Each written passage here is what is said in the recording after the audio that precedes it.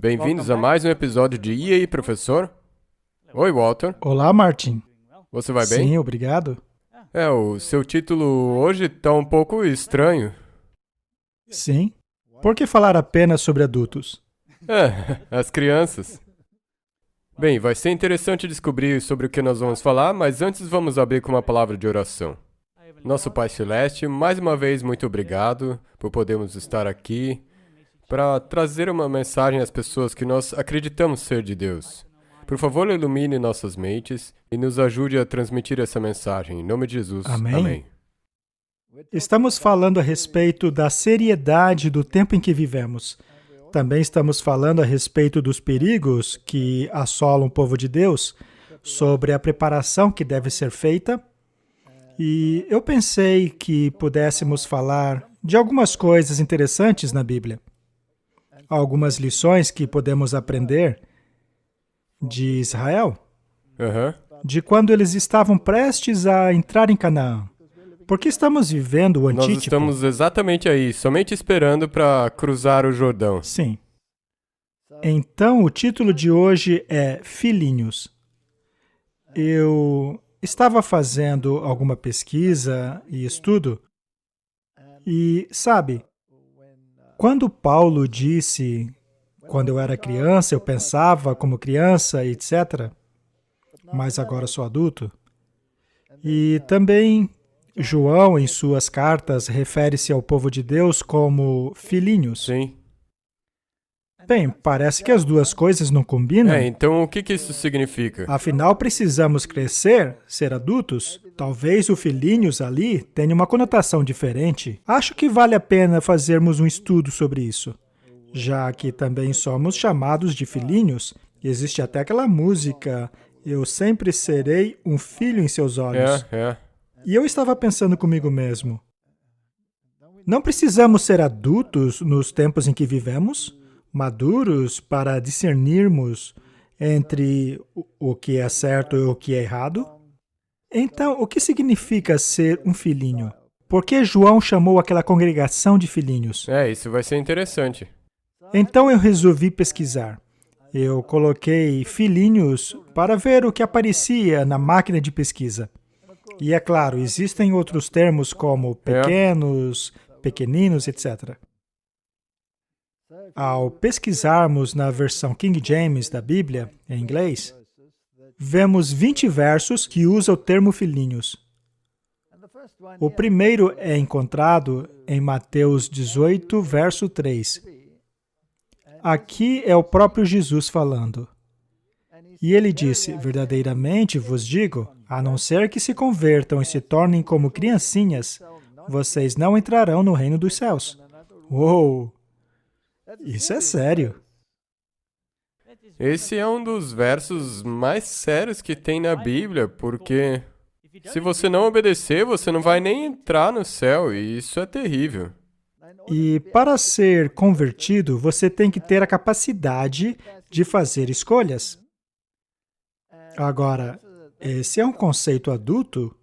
Sim. Mas então ele vem e diz, e se tornem como criancinhas, do contrário, não entrarão no reino dos céus. Então, isso é muito importante. Obviamente, ele não está dizendo que temos que abrir mão da nossa capacidade de fazer escolhas, de nossa intuição de adultos, correto? E a sua... Deve querer dizer outra coisa aqui. Então, por que é tão importante sermos como criancinhas? Quando eles lhe trouxeram criancinhas, para que pusessem as mãos sobre elas e orasse por elas, os discípulos as repreenderam. Mas aí Jesus repreendeu os seus discípulos, dizendo, não as repreendais, nem as proibais. Então Jesus aceitou de bom grado as criancinhas. Quando lemos no Espírito de Profecia sobre histórias das criancinhas rindo, etc., ela diz que os fariseus ficavam muito bravos com aquilo. Então, são histórias interessantes. Mas por que devemos ser como criancinhas? De qual aspecto Deus está falando aqui? Estes aqui são textos paralelos, em Marcos e também em Lucas. E lá em João, capítulo 13, versos 33, Jesus os chama de filhinhos. Ele diz, ainda por um pouco estarei com vocês. Vocês me buscarão, mas como eu disse aos judeus, para onde eu vou, vocês não podem vir. Então veja que Jesus se dirigiu aos discípulos como filhinhos. Sim. Ao lermos as cartas do apóstolo Paulo, vamos encontrar o mesmo termo. Meus filhinhos, por quem de novo sinto as dores de parto, até que Cristo seja formado em vós. Ou João, que também utiliza muito esse termo em suas cartas. Meus filhinhos, eu escrevo essas coisas a vocês para que não pequem. Mas se qualquer homem pecar, temos um advogado com o Pai Jesus Cristo, o justo. E de novo ele diz, eu escrevo a vocês, filhinhos, porque os seus pecados estão perdoados, por causa do nome dele. 1 João 2, verso 13, ele usa o termo mais uma vez, filhinhos, porque vocês conhecem o Pai. E depois ele diz no verso 18, filhinhos, essa é a última vez. Ele usa o termo direto. Até parece que qualquer vez que ele escreve às pessoas nas igrejas, ele chama elas de crianças. E agora, filhinhos, permaneçam nele, para que quando ele aparecer, possamos ter confiança e não termos vergonha diante dele na sua vinda. Também em João 3,7, filhinhos, não permitam que ninguém engane vocês. Aquele que pratica a justiça é justo, como ele é justo.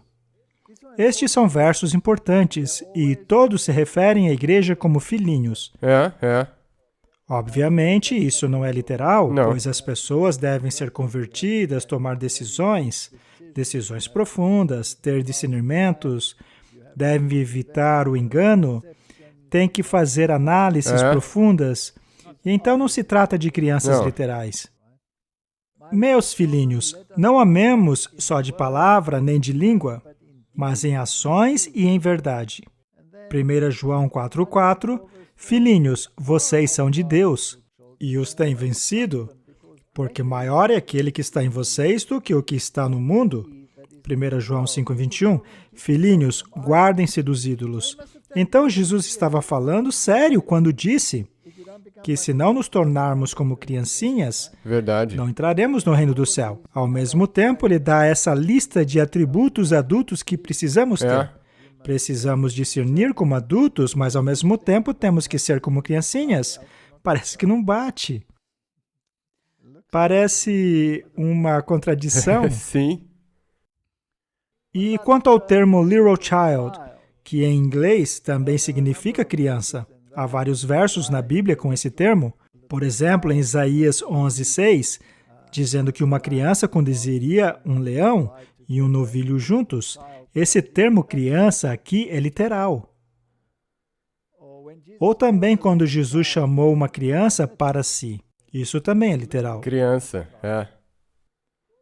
Todo aquele que se humilhar como esta criança será grande no reino do céu. E quem receber uma criancinha como essa, a recebe meu nome. Olha que interessante. Esse verso aí Isso pode ter mais que uma conotação, certo? Se você é novo na fé, você não é uma criança na fé? Exato, era isso, é isso que o Paulo também estava se referindo quando ele falou do leite. Quando alguém nasce de novo, ele nasce de novo adulto ou criança? Essa é uma pergunta boa. Você nasce como criança. Então, espiritualmente falando, podemos ser crianças. Sim. Mas fisicamente falando, somos adultos. Sim. E nós temos que receber uma criança em nome de Cristo.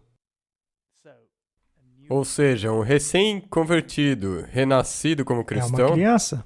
Isso.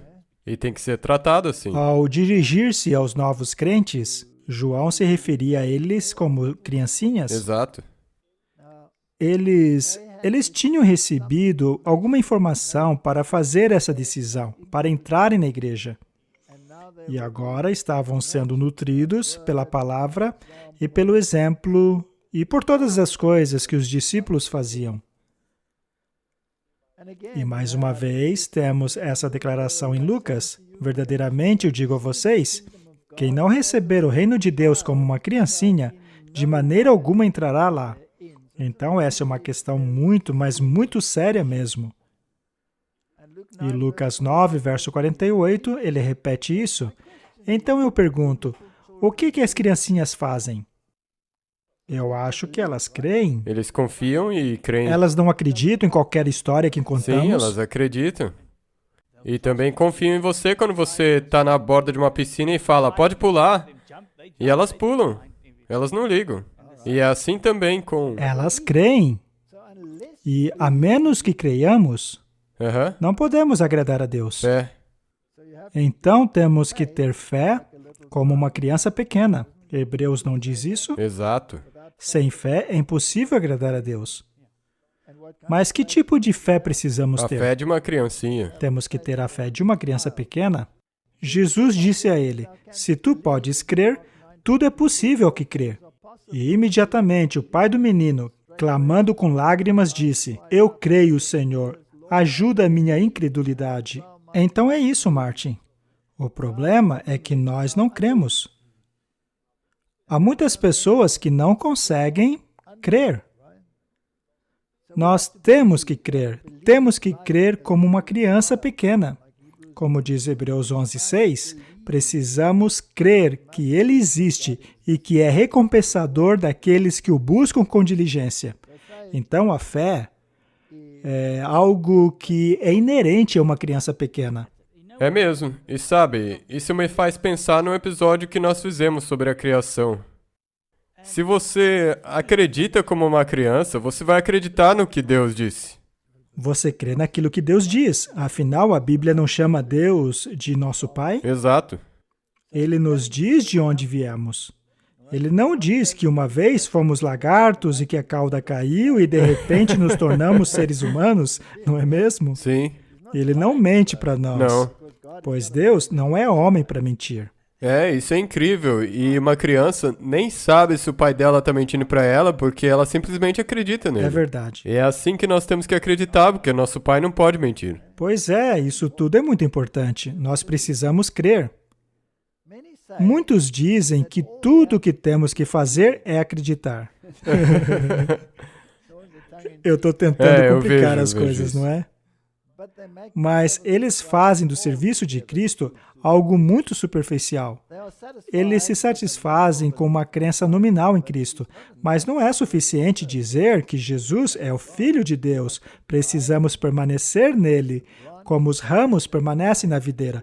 Precisamos ter uma fé experimental, uma fé que atua pelo amor e purifica a alma. Aí teremos evidência de que damos frutos para a glória de Deus. E o que é dar frutos para a glória de Deus? É manifestar o amor de Jesus em nossa vida diária. Sermos gentis e corteses e pacientes com aqueles ao nosso redor e tentarmos levá-los ao Salvador. Então, acreditar é uma coisa. E agir conforme essa crença é outra. É, isso é muito verdade. Então agora você acredita, mas não para por aí não. Tem que ter frutos, tem que ter toda uma continuidade de coisas que se seguem a isso para mostrar que você acredita de verdade. É verdade, e muitos não fazem isso. Se você realmente crê em Deus, então sua vida deve ser transformada. É, isso é muito importante.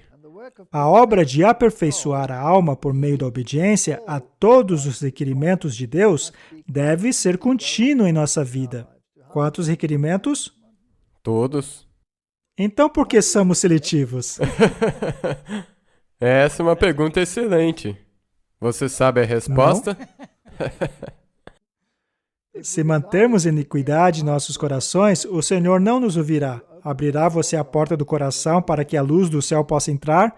Parece duro, mas Ele não nos ouvirá se guardarmos iniquidade no coração. Eu acho que eu posso ter uma resposta para aquela pergunta de antes. Eu acho que nós nos tornamos adolescentes, não somos mais crianças, como no começo. Temos que ser criancinhas na fé. Se Deus diz assim, então eu acredito. É como aquela música diz, Deus diz, eu acredito. E é isso aí. Eu acredito e pronto. Para mim, isso é suficiente.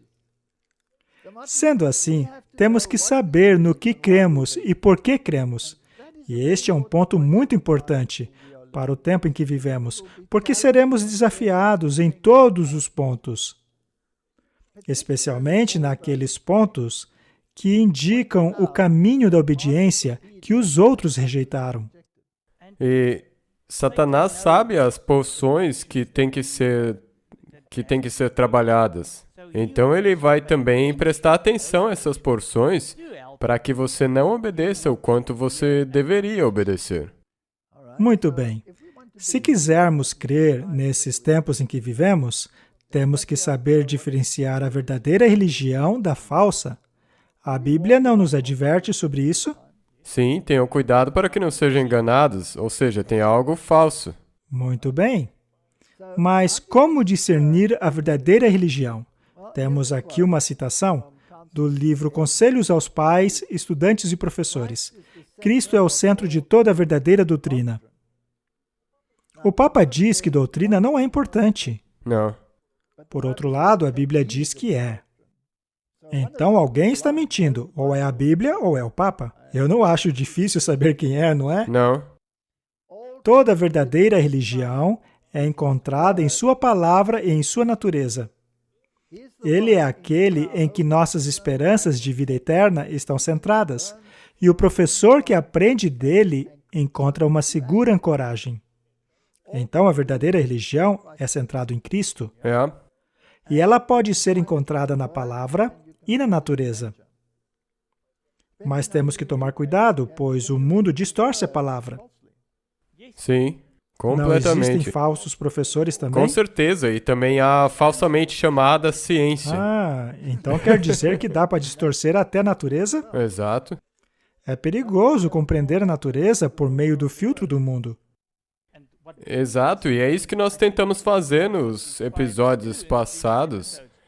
Eu espero que as pessoas puderam entender isso, porque isso te traz para mais perto do seu Criador. É muito interessante. Se você pegar os povos indígenas que não tiveram o privilégio da educação, digamos, as tribos lá das selvas, eles todos acreditam em Deus, porque eles leem isso na natureza. Eles podem não compreendê-lo corretamente, mas todos acreditam em Deus. Exato. É só quando o mundo os educa que eles perdem a fé em Deus.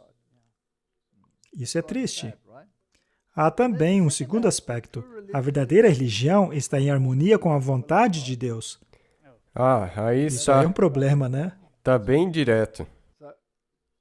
Se você não se submete à vontade de Deus, você não está praticando uma falsa religião ou você não está falsificando? Exato. É o único jeito. Só tem dois jeitos aqui.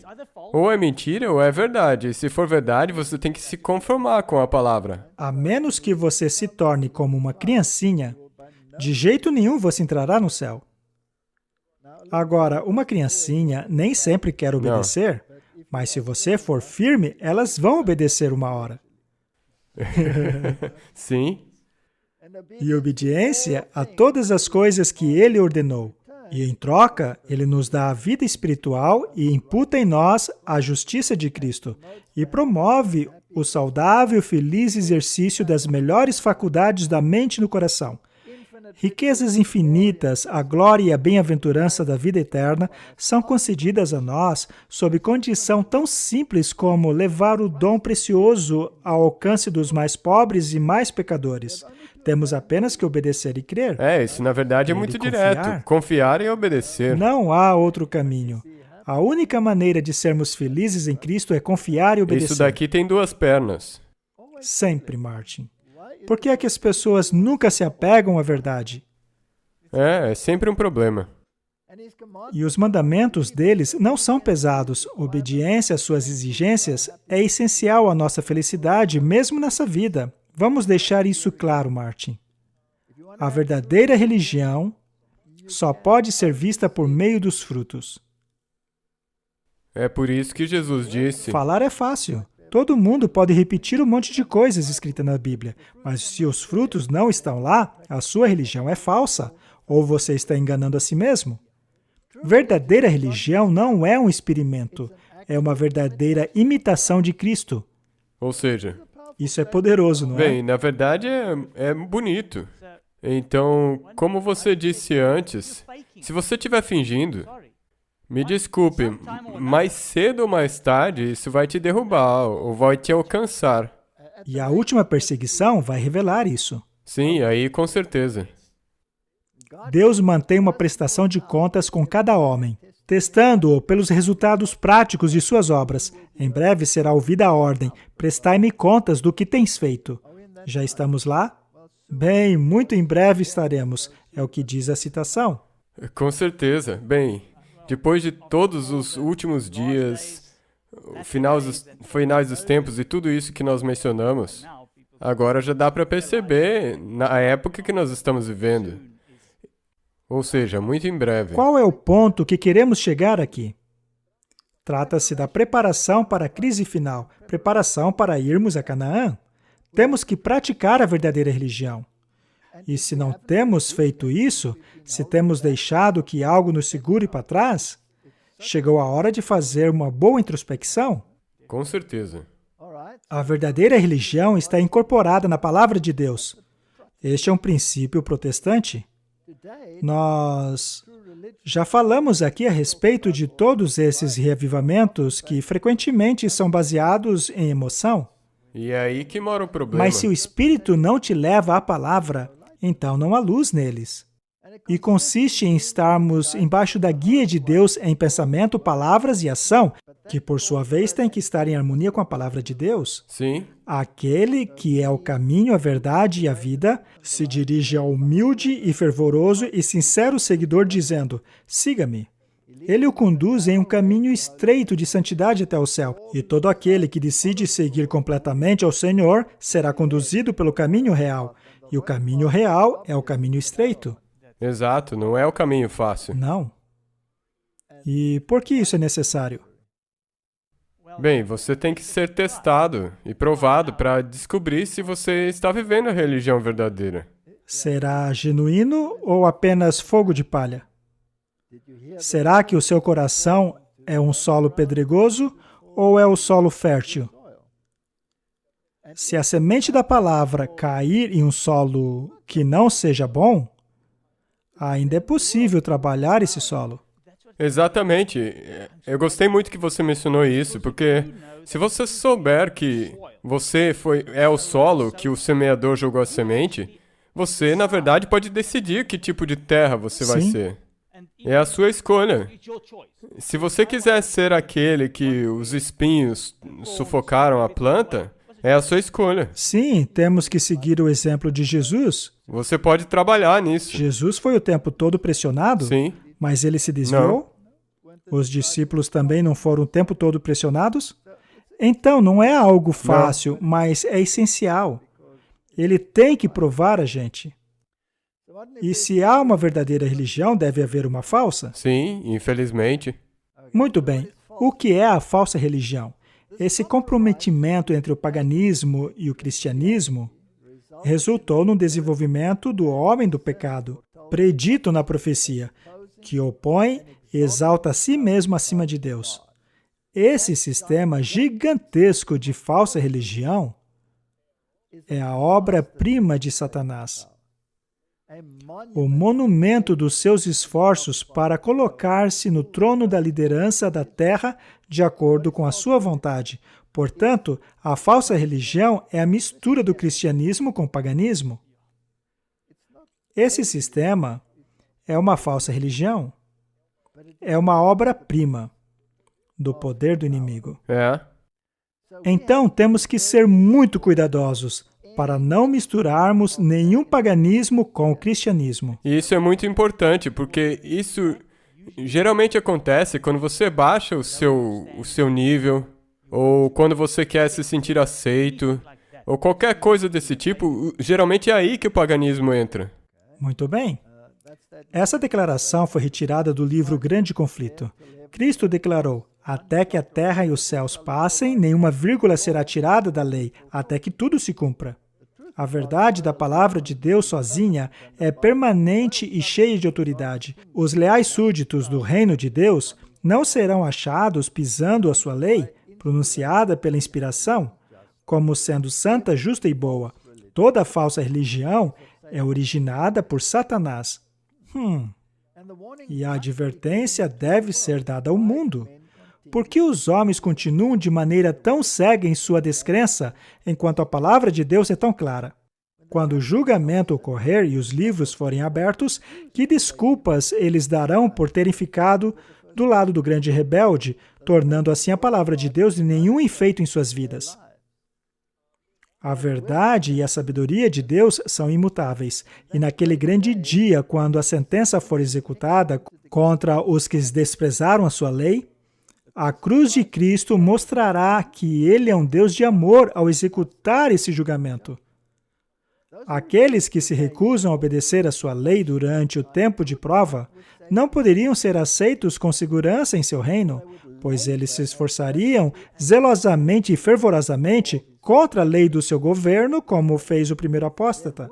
Haveria uma segunda rebelião no céu. As pessoas dizem que não estão debaixo da lei. O tempo todo. Já falamos sobre isso aqui, mas o próprio apóstolo Paulo era contrário a essa ideia. Mas a questão é, se você não quer obedecer à lei, você é uma ameaça para o céu. Ok, mas o que você acabou de mencionar, isso se enquadra na categoria de falsa religião. Sim. E esse é um problema, porque tem tantas pessoas que já estão tragadas por isso. Agora, os movimentos ecumênicos, será que eles realmente querem seguir a lei ou querem seguir suas tradições? As tradições. Então é falsa religião. É uma falsa religião. Você pode ter algo que ver com isso? Não, de maneira alguma. Sim. Será que podemos pelo menos adorarmos juntos?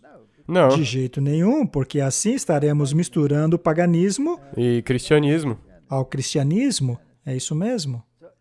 Toda falsa religião é originada por Satanás, e a advertência deve ser dada ao mundo. A verdade da palavra de Deus sozinha é permanente e eterna. E por que isso é tão importante? Porque a lei é santa, justa e boa. Temos que alertar o mundo? Nós temos sim que alertar o mundo, mas o problema é que o mundo não quer ouvir isso. Mas escute ele ou não, Ezequiel é muito claro nessa questão. Se você alertar o homem mau e ele se desviar de seus caminhos, então você cumpriu a sua missão. Mas se ele não fizer isso, aí é culpa dele. Mas se você não alertar, aí a culpa é sua. E ou seja, isso significa que se você estiver seguindo a verdadeira religião, você tem uma missão, você tem que alertar as pessoas. A Bíblia deixa claro, a lei e ao testemunho. Se não falarem de acordo com esta palavra, é porque não há luz neles. Não podemos adorar com eles. Posso ser um amigo, posso adverti-los, mas para por aí. Mas o que exatamente é ter uma amizade? Você disse que a gente pode ter amizade. O que é um amigo? Um amigo é uma pessoa que se preocupa com você. Ele se importa com a sua vida eterna, com as suas necessidades, com todas essas coisas. Mas sabe, eu passei por uma situação na qual um homem veio até mim e disse, mas nós sempre fomos amigos. Eu só não acredito que Jesus é Deus. Tudo bem, você acredita que Jesus é Deus? A diferença é só nesse ponto, por que não podemos adorar juntos? E eu respondi, porque são deuses diferentes. O seu Deus é diferente do meu Deus. O meu Deus está incorporado em Jesus Cristo. Na minha religião, Jesus é Deus. Quando eu adoro baseado nesse princípio. Exato. Mas você não adora baseando-se nesse princípio. Portanto, não podemos adorar juntos. Podemos até jogar golfe juntos. É claro, se eu jogasse golfe, que não é o caso. Mas eu entendo. Mas a coisa é que, uma vez que estiver no contexto religioso, então uma amizade é um problema. Poderia eu, por exemplo, participar de uma missa? Não, não mesmo. Isso é participar de idolatria? Então, fazer coisas juntos com pessoas de outras religiões, isso não pode ser baseado numa amizade. É difícil explicar Vamos isso. explicar de outro jeito. Considere que você é um guardador do sábado. E alguém te convida para fazer umas coisas que te forçariam a abrir mão do sábado. Aí você diz que não. Aí eles dizem, mas você não está no nosso time? Você deve vir com a gente e fazer conosco? Se funciona nesse nível, por que também no nível ecumênico? Os adventistas e guardadores do sábado se distanciam de qualquer forma de adoração que não inclua a obediência à lei. Pelo menos deveria ser assim, Exato. na minha opinião. Vamos continuar lendo. As falsas religiões, que são legiões, ou seja, são várias, devem ser expostas e arrancadas do coração, para que as pessoas tenham a verdade em contradição ao erro. A mentira deve ser exposta. Muita gente pergunta, por que vocês fazem isso no programa? Vocês são sempre negativos? Ora, a falsa religião é negativa e deve ser exposta. Infelizmente, ela é negativa em relação à verdadeira religião. E é negativa contra a sua vida eterna. Exatamente, então pode ser que a mais da moda, ou mais fácil, ou mais legal, onde todo mundo está aproveitando. Não, você tem que mostrar o erro. Haverá uma competição contínua caso a paixão das falsas teorias e falsa religião for descartada e os idólatras apaixonados abrirem os seus braços e reconhecerem a verdade como ela é em Jesus.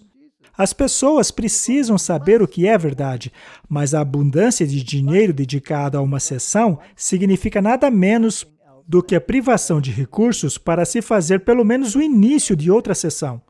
Temos que ser sábios e circunspectos, ao mesmo tempo que somos crianças da nossa fé.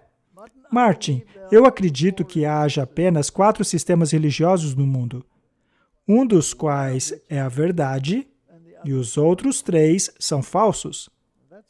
Essa declaração é bastante ousada, porque elas são muitas, mas todas caem em apenas 3 categorias de falsas religiões. Viu só? Isso volta àquilo de que só existe um caminho. Não existem muitos caminhos. A verdade precisa estar centrada em Jesus Cristo e em sua palavra.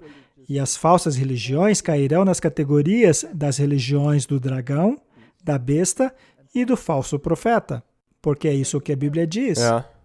Mas qual é a religião do dragão, da besta e do falso profeta? Precisamos dar uma olhada nisso, Precisamos estudar isso. Apocalipse 16:13. E vi 3 espíritos imundos como rãs saírem da boca do dragão, da boca da besta e da boca do falso profeta. Estas são as 3 categorias trabalhadas pelos espíritos imundos. Se você reconhecer a religião do dragão, e reconhecer a religião da besta e a religião do falso profeta, você estará seguro. E lembre-se, a palavra de Deus é o filtro. Exato. Das 3, eu diria que a mais traiçoeira é o do falso profeta. Porque esse aí... É traiçoeira? Temos mais um verso, o 19. E a grande cidade, ou seja, Babilônia, foi dividida em 3 partes. Apesar da Babilônia simbolizar todas as religiões, ela é dividida em 3 partes. Isso é verdade. E as cidades das nações caíram. A grande Babilônia foi lembrada por Deus, para dar a ela o cálice do vinho da sua ira. Não é importante alertarmos os babilônios? Exato, e você tem que definir quem é a Babilônia. Exatamente, já dissemos isso aqui muitas vezes. Mas não estamos lutando sozinhos nisso, porque lemos aqui que Deus está atraindo aqueles que dão ouvidos à consciência, aconselham-se com a razão correta e com Deus, e submetem a sua vontade e todos os seus planos inteiramente a Deus. Será então, e unicamente então, que os agentes humanos aprenderão quão desviado é o coração e quão resistente ele é a dar tudo a Jesus. Isso é importante, devemos estar dispostos a dar tudo. Tem que ser tudo, não apenas uma parte. Foi pedido que o jovem rico desse tudo. Mas ele não percebeu que se ele desse tudo, ele ganharia tudo. Isso não significa necessariamente que você tem que desistir, literalmente, fisicamente, de tudo, mas quer dizer todas as coisas. Às vezes, também é fisicamente. Exato. Mas Deus pode recompensará. incluir isso também. Sim, pois Jesus disse que ninguém que abandonar pai e mãe pelo meu nome não receberá ainda neste mundo e no próximo E buscai primeiro o reino de Deus e todas essas coisas serão acrescentadas. Não é nisso que uma criancinha crê? Exato. Quando somos crianças leais e obedientes, nós recebemos tudo. Exato. Você recebe uma recompensa. Exato. Mas se andarem na luz enquanto tiverem a luz, vencerão o egoísmo e o expulsarão da alma. A verdade tem ascendência. Existe um senso de liberdade espiritual, e eles se alegram na liberdade gloriosa dos filhos e filhas de Deus. E agora a oposição precisa ser enfrentada. Se você aceita a verdade, o inimigo vai retaliar. Se você tentar livrar-se de Satanás, ele vai bagunçar com a sua vida. É. Quando estavam no mundo, navegavam tranquilamente na direção de sua correnteza. Agora, porém, têm que nadar contra ela. Se voltarem-se às máximas e costumes dos populares professores de religião, o conflito virá com tudo. Mas eles têm que lutar pela fé que uma vez foi entregue aos santos. Martin, se você não tiver nessa luta espiritual, como pode ser um soldado maduro? Um soldado capaz para lutar a guerra? E sabe, eu acho que isso exatamente é muitas vezes o problema. Muitas pessoas não querem conflitos, elas não querem se destacar. E daí você vai para reuniões ou movimentos ecumênicos ou alguma coisa assim, entra lá e daí se camufla. Não pode ser assim, porque você está tentando livrar-se dos grilhões do inimigo. Devem lutar pela fé ou acabarão sendo desviados da luz, para longe da verdade, para o erro e as trevas e a ruína final. Mas o que é que causa essa luta? É a colisão do erro contra a verdade. O tirano está buscando oprimir a consciência dos homens, mas Cristo as tornou livres. A perseguição virá definitivamente sobre o povo de Deus de maneira decidida, porque os seus estão buscando a retidão e a santidade, enquanto que os desobedientes estão em pecados. Como uma pessoa que se sente tão bem pode estar errada? Eu escutei isso outro dia. Eu também ouvi recentemente alguém dizer que Deus nunca condenaria esse amor. Ora, não confunda amor com paixão.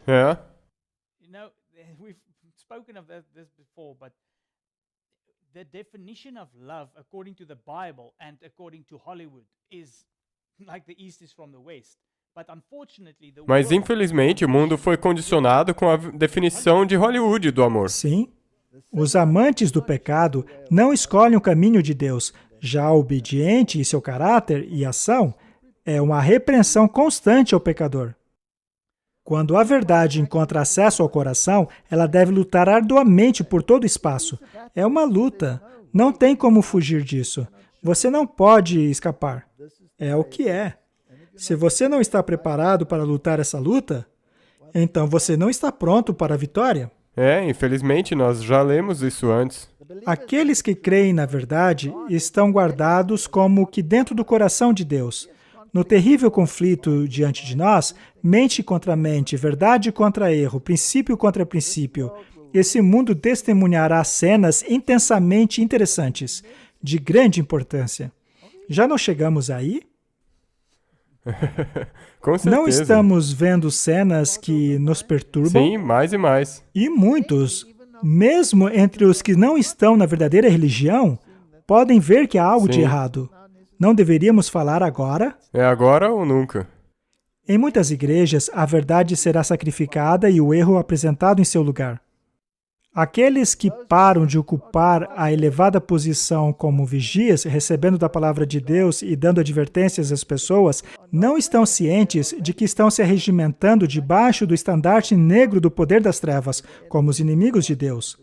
Então, se você não resistir com cada fibra do seu ser e pregar a verdade em oposição ao erro, você será varrido. Bem, se nós seguimos aquilo que foi mencionado aqui antes, aqueles que cessam de ocupar a posição de atalaias, Ou seja, se nós decidimos descer dos muros, o que vai acontecer com a gente? Estaremos encrencados. As pessoas recebem a palavra de seus lábios e repetem os mesmos erros daqueles que os trouxeram em conexão a eles. Assim o vinho da Babilônia é recebido, e todas as nações tornam-se bêbadas com o veneno espiritual. Vemos que aqueles que não receberam a verdade estão se preparando para resistir à sua influência.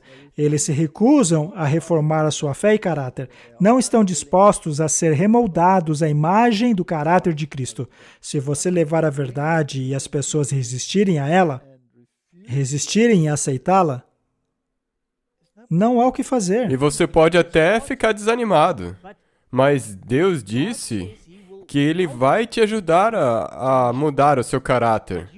Mas você tem que Temos que estar querer. dispostos. E é aí que entra o entregar tudo. Você tem que estar disposto a, em todos os aspectos, deixar que Ele faça as mudanças Sim. necessárias. Eu acho que é por isso que Deus deu esposas pra gente, não é? Com certeza. Para que a gente não se esquecesse. Muito bem, vamos dar uma olhada na tipologia. É uma tipologia conhecida. Eu acredito que ela é muito importante para o nosso tempo, já que isso aconteceu pouco antes de entrar em Canaã. Isso, sabe, eu amo. Sabe, eu não sabia nada sobre tipo e antitipo antes de eu me tornar um adventista. E antes de ouvir algumas das suas palestras e estudar o espírito de profecia, a Bíblia realmente se abre para você uma vez que você começa a entender essas coisas. Vamos dar uma olhada em alguns pontos para ver se podemos aprender alguma coisa interessante. Vamos analisar a história de Balaque, o rei moabita que queria amaldiçoar Israel, e do falso profeta Balaão, que acabou sendo utilizado por Deus como um profeta verdadeiro. Qual é o significado desses nomes? Balaque significa desperdiçador. Ele quer acabar com o povo de Deus. E Balaão significa que não é do povo. Se alguém não é do povo e está tentando convencê-lo a fazer alguma coisa que é contrária à sua consciência, não seria bom ficar atento? Mas de que povo estamos falando? Do povo do livro, certo? Correto. O povo da lei. Que faz parte desses filhinhos. Temos que ser filhinhos de Deus. Números 23, 28. E Balaque trouxe Balaão ao topo de Peor, que olhava na direção de Jeshimon. Nomes interessantes, não é? Eu amo esses nomes. Peor significa lacuna. E também uma divindade que era adorada lá. Aliás, eles sacrificavam crianças a ela. E Jeshimon significa desolação. Quando Balaque trouxe Balaão ao topo do monte Peor, que olhava na direção de Jeshimon, isso significa literalmente que havia uma lacuna, e eles olhavam na direção da desolação. Que nem aqui no... Sim, parecido com essa imagem aí atrás, ela foi tirada em Hotsfeld, que é uma área desértica. Quem puder ver, está vendo aí desolação. É bonito, mas é bem inóspito. É como o caminho estreito. Exato. Muito bem. Houve 3 tentativas de se amaldiçoar Israel. 3 ângulos de ataque. Lembre-se, eu disse que há apenas 3 tipos Sim. de falsa religião. Talvez tenha alguma coisa a ver com isso daí? Vamos tentar entender como eles trabalham. Na primeira profecia, Balaão não conseguiu amaldiçoar Israel. Na segunda, Balaão abençoou Israel. A essa altura, o Balaque já estava pirando. E na terceira profecia, ele amaldiçoou Balaque. Imagina que você contrata alguém para fazer uma coisa para você e ele acaba... Ele faz um negócio desse.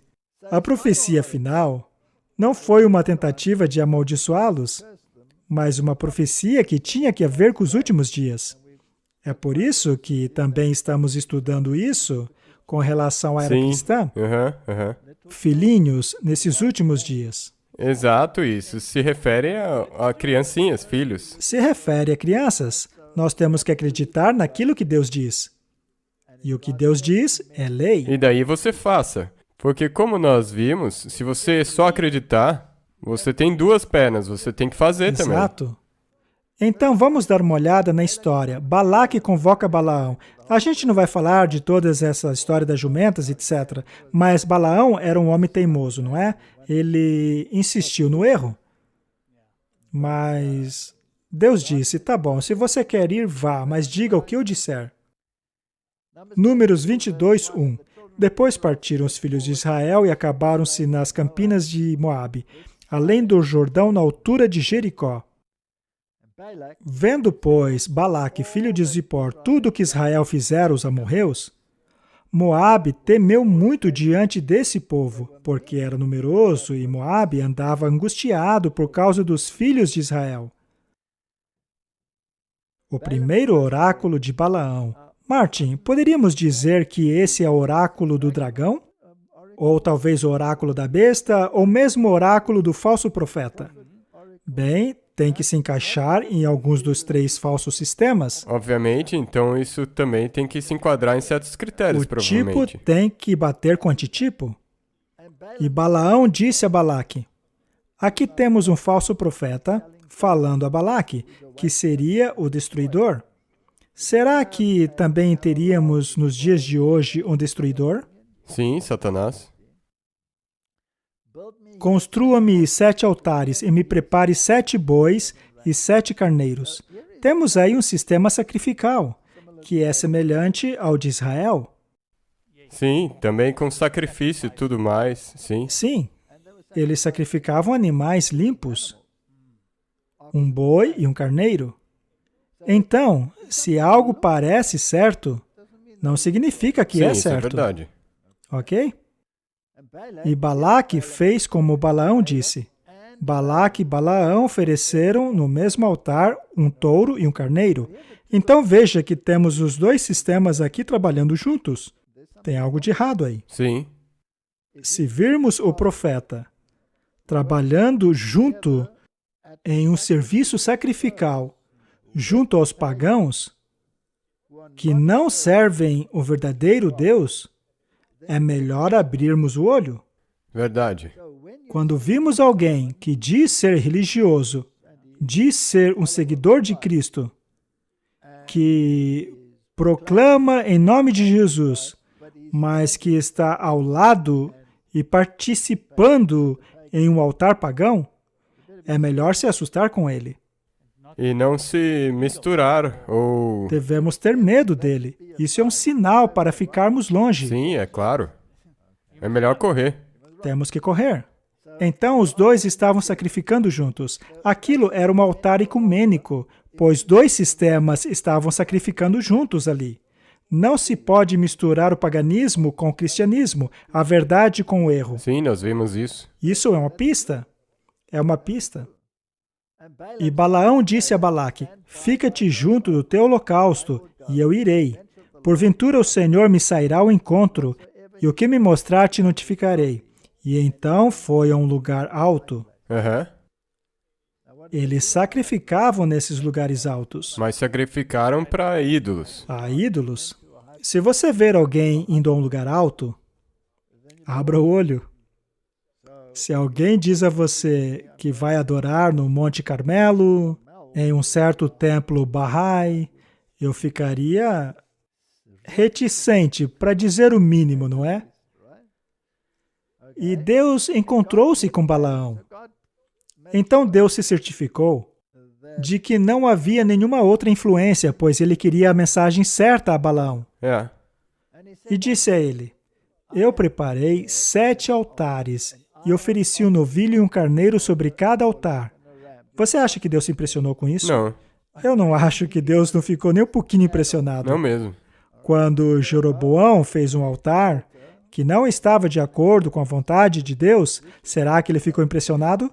Não, pode parecer para todo mundo. Oh, que legal que esse cara é. Oh, ele tá adorando a Deus. Mas Deus não tá nem aí. Nem um pouquinho.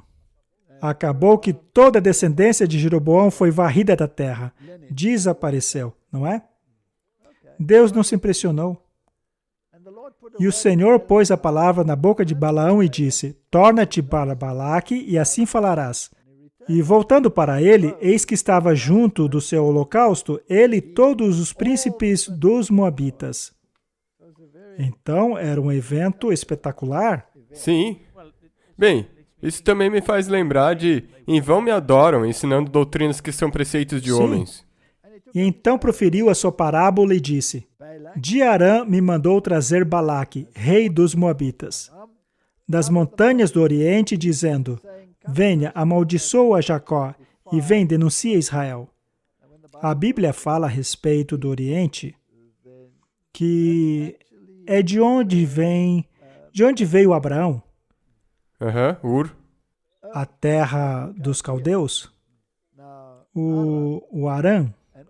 E todos aqueles lugares, eles eram os filhos do Oriente, mas eles não haviam se comprometido com Deus, porque até mesmo o pai de Abraão estava misturando o paganismo com a verdade. Sim. Então, isso é errado. É. Muito bem. Então, ele veio do Oriente, ele era daquela estirpe.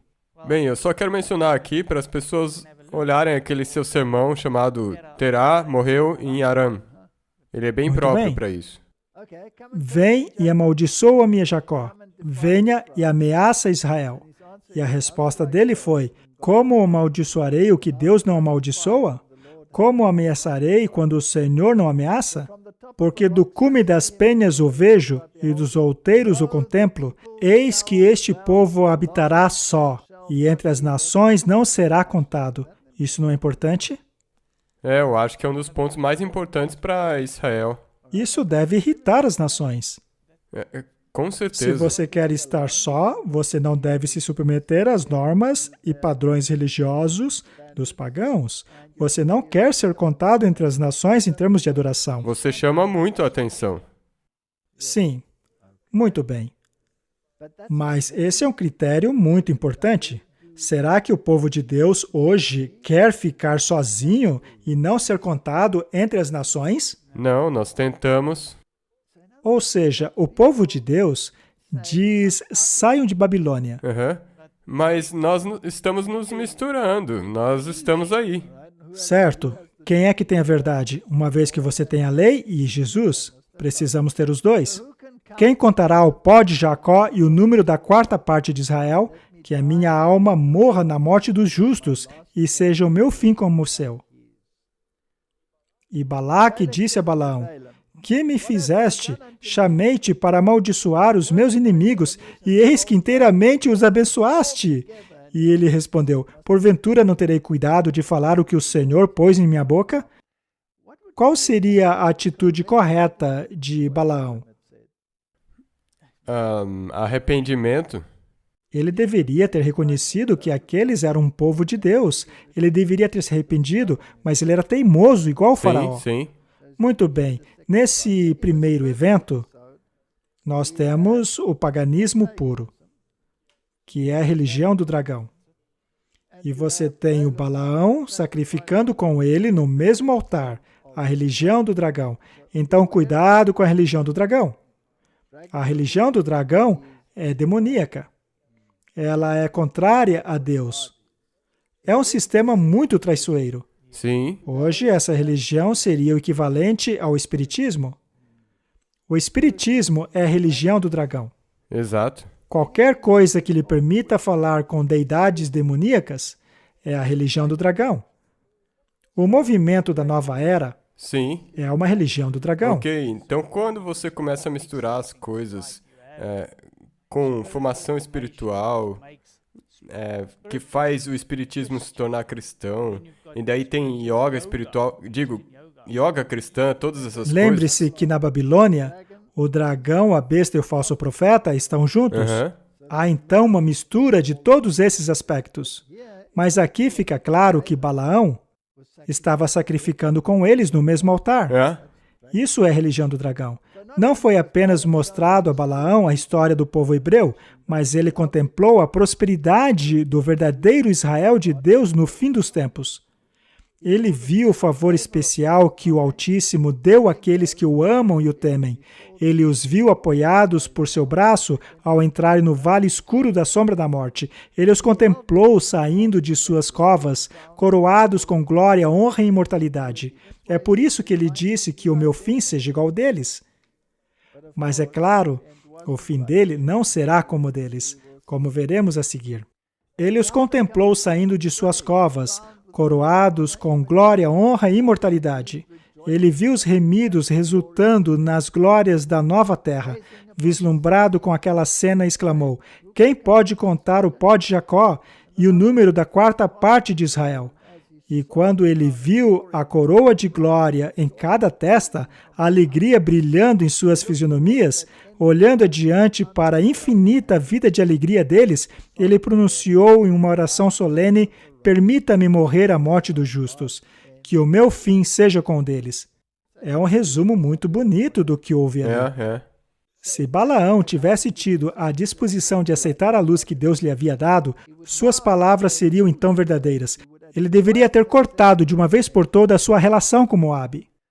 Quando a conexão com o paganismo não é cortada de uma vez por todas, vemos que há um grave problema ali. Exato, você vai acabar entrando em problemas. Ele não mais seria presunçoso sobre a misericórdia de Deus, mas teria voltado a ele com profundo arrependimento. Mas Balaão amou os ganhos da injustiça, os quais estavam determinados garantir. É uma história interessante, mas também muito triste. Balaque não podia agora abandonar o seu propósito. Ele decidiu que o espetáculo apresentado pelo vasto acampamento dos hebreus tinha intimidado tanto Balaão que ele não ousou praticar a sua adivinhação contra eles. Martin, então Balaão era um adivinho? Sim. Sim, ele não era um profeta verdadeiro de Deus, uma vez que a adivinhação é condenada pela palavra de Deus. Mas é importante notar que Deus, na verdade, usou ele aqui. E as palavras que nós vemos sendo faladas por ele, na verdade, é de Deus. Mas ele não estava disposto a mudar. O rei decidiu levar o profeta a um ponto onde apenas uma pequena parcela do povo poderia ser vista. Se Balaão pudesse ser induzido a amaldiçoá-los por partes, todo o acampamento em breve seria condenado à destruição. Este é um ponto muito importante. Ele não podia amaldiçoar todos. Agora, falando sobre a igreja remanescente de Deus, ela não é toda má. Não.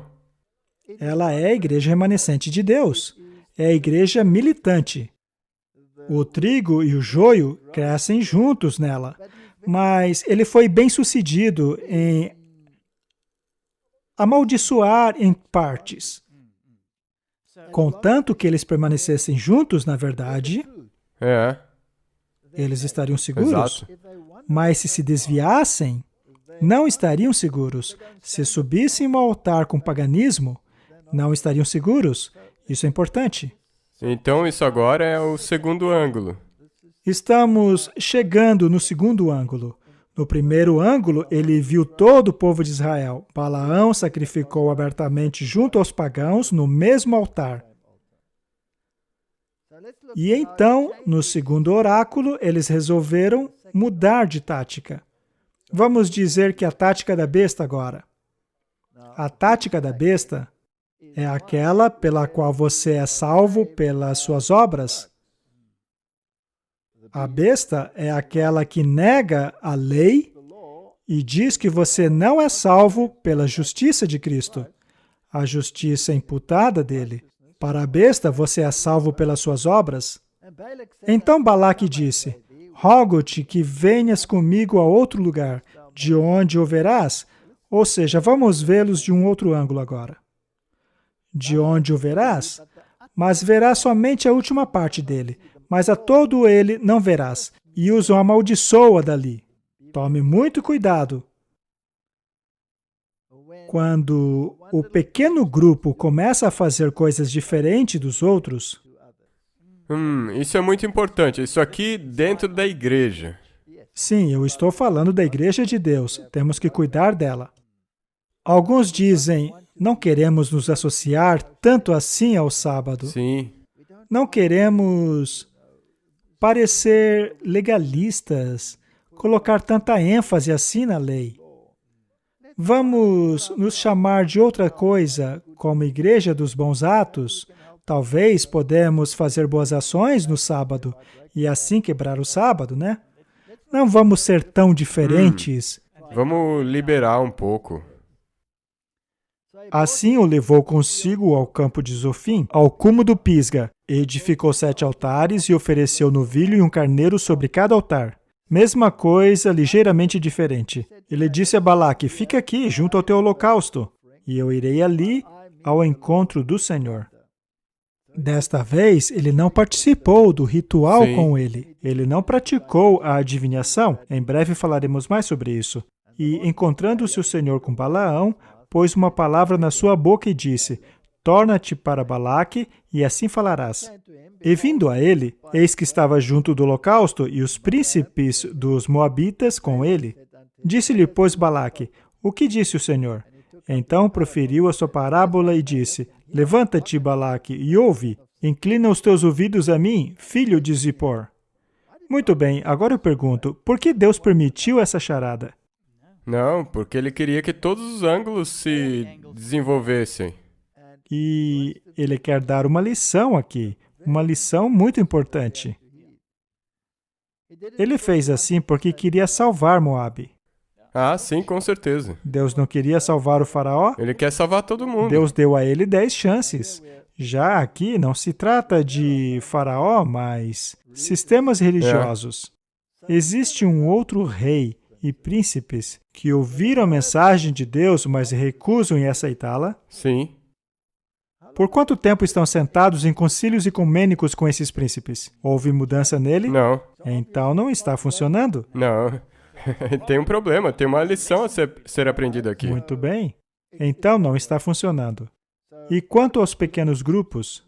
Talvez funcione com um ou outro grupo protestante, mas nunca Não. com a maioria. Há quanto tempo eles têm se sentado nesses círculos?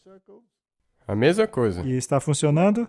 Não, não está funcionando. É que nem quando você perguntou para aquela pessoa e ela disse, não, nós estamos ali apenas por amizade e tudo mais. E você perguntou, ok, mas quantos se converteram? E ela disse 0. E você perguntou, por quanto tempo vocês Então estavam não ali? funciona. 17 anos. Desculpa, mas esse método não funciona. Deus não é homem para que minta, nem filho do homem para que se arrependa. Porventura diria ele e não o faria? Ou falaria e não o confirmaria? Eis que recebi mandatos de abençoar, pois ele tem abençoado e eu não posso revogar. Ele não viu iniquidade em Israel, nem contemplou maldade em Jacó. O Senhor, seu Deus, é com ele, e o grito de um rei se encontra entre eles. Martin, quem é esse rei? Jesus? Este é o Rei Jesus. Sabe, é por isso que eu me preocupo com algumas traduções modernas, porque esta linda passagem não está desse jeito. Eles mudaram. Sim. O grito de um rei se encontra entre eles. Eu não encontrei iniquidade em Jacó. Iniquidade é transgressão da lei. Não contemplei transgressão da lei e nem encontrei perversidade, porque o grito de um rei está entre eles. Deus os tirou para fora do Egito. Eles têm a força de um unicórnio. As pessoas amam zombar da versão King James porque ela usa a palavra unicórnio. Acho que devemos falar um pouco sobre unicórnio. Com certeza. Hoje em dia, eles traduziram como boi selvagem, não mais um unicórnio. Mas o unicórnio tem um chifre, enquanto que o boi tem 2 chifres. Tem um motivo pelo qual essa palavra aí está na Bíblia. A figura do unicórnio é utilizada porque Israel possui apenas um rei, e não 2, 10 ou mais. O chifre do unicórnio representa um rei, um reino, e é diferente de um boi que tem 2 chifres. Isso também não é... Mas vamos tentar não fugir do assunto.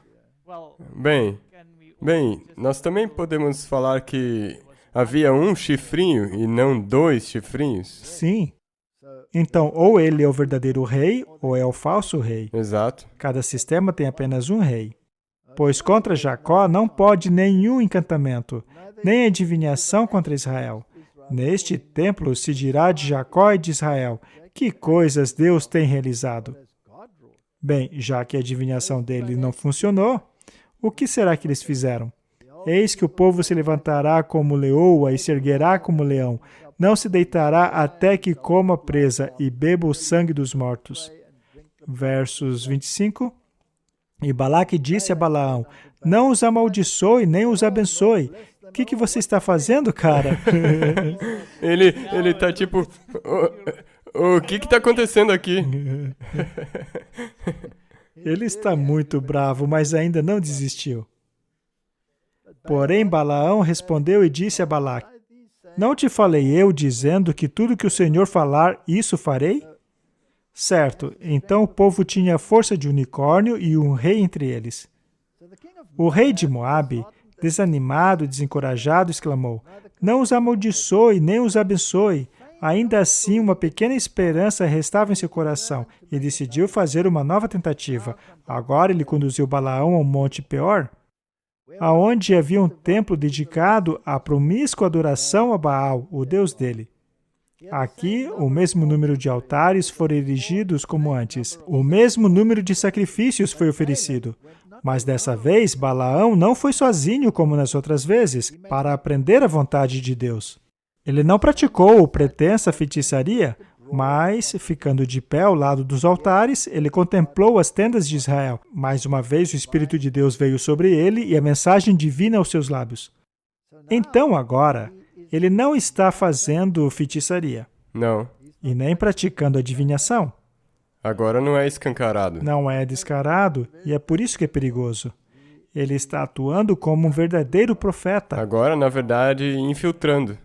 Sim, mas ele está amando de alguém. Isso é muito importante. O terceiro oráculo de Balaão, o falso profeta contra o verdadeiro. E como você disse... Ele é um falso profeta, mas Deus o está utilizando Sim. como verdadeiro. Por acaso também não é um falso profeta em Babilônia? Sim. E é por isso que isso é muito perigoso, especialmente quando ele está sozinho. Pois as pessoas não sabem que ele está, na verdade, cumprindo as ordens do chifre pequeno, que, por sua vez, acha que é como Jesus. Exato. Muito bem, vamos dar uma olhada. Disse mais Balaque a Balaão, ora, vem e te levarei a outro lugar.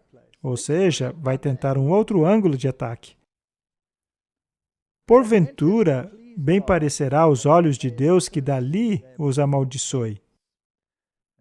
Balaque levou Balaão para o topo de Peor, e olharam para Jeshimum, que significa desolação. E Balaão disse a Balaque, edifica-me aqui 7 altares e prepara-me 7 novilhos e 7 carneiros. Então, mais uma vez, parece a religião verdadeira. O mesmo tipo de coisa. E Balaque fez como Balaão disse, e ofereceu um novilho e um carneiro sobre cada altar. E vendo Balaão que bem parecia aos olhos do Senhor abençoar a Israel, não se foi dessa vez, como antes, ao encontro de encantamentos. Então ele percebeu que tinha que mudar a tática dele. Então, nas 2 primeiras vezes, houve encantamentos, mas agora nenhum encantamento. Temos que prestar atenção nisso. Qualquer tipo de misticismo, qualquer método que seja praticado para levá-lo a pensar da maneira como eles pensam, cuidado, é aí que entra aquela coisa da formação espiritual. Cuidado. Sabe, a raiz disso aí, ela está no paganismo. Por exemplo, se nós olharmos para a yoga, isso aí é misticismo oriental. Sim, você não pode praticar isso e dizer que está separando a parte espiritual das outras coisas. Não dá. Não.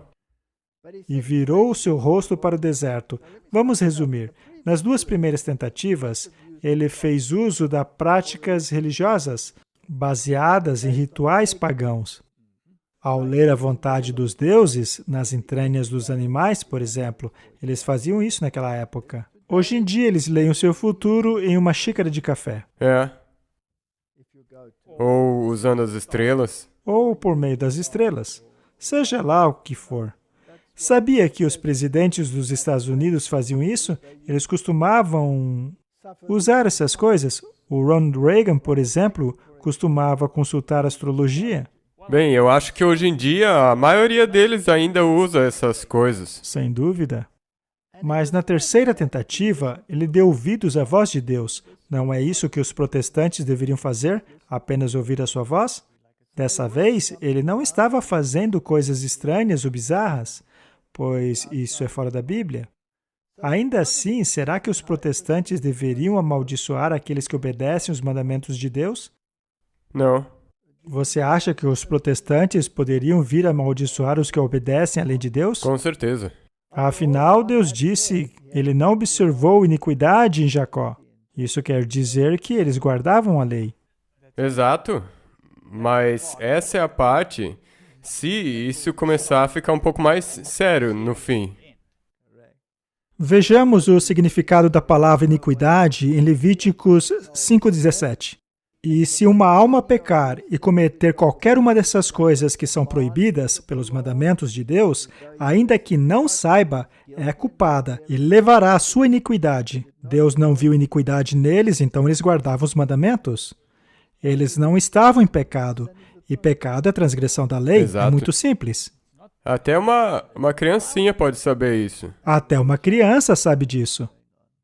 Malaquias 2:6. A lei da verdade estava em sua boca, e iniquidade não foi encontrada em seus lábios. Temos aí um paralelismo hebraico. Uma coisa é a mesma que outra. Se a lei estava na boca, então a iniquidade não estava nos lábios. Ele caminhou comigo em paz e retidão, e não desviou-se para o caminho da iniquidade. Agora vamos dar uma olhada em um interessante sinal de um profeta. Eu acredito que Deus tenha colocado isso de maneira bem específica lá para que o remanescente o percebesse, Exato. já que isso é um paralelo do que acontecerá no fim. Aqui temos as características de um verdadeiro profeta, Sim. às quais devemos aderir. Aham. Mas se isso estiver alinhado de qualquer forma ao paganismo, temos que tomar cuidado. Exato. E levantando Balaão os seus olhos e vendo a Israel que estava acampados, segundo as suas tribos, veio sobre ele o Espírito de Deus. E proferiu a sua parábola e disse: Fala, Balaão, filho de Beor, e fala o homem de olhos abertos. Agora ele estava profetizando, não é? Ele tem as características de um profeta verdadeiro. Agora, cuidado com as traduções modernas, pois elas não mostram esse nível de detalhe. Elas são... distorcidas. Exato. Ele então passou a profetizar de olhos abertos.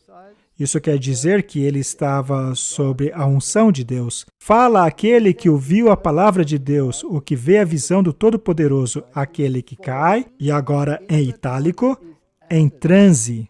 Ou seja, esse em transe foi acrescentado, é por isso que está em itálico. Então deveríamos ler que viu a visão do Todo-Poderoso e que cai, mas de olhos abertos. De olhos abertos. Aqui não tem nada que ver com misticismo. Isso aqui Sim. é literal. Com relação ao espírito de profecia, quando Ellen White teve visões, acontecia exatamente a mesma coisa com ela.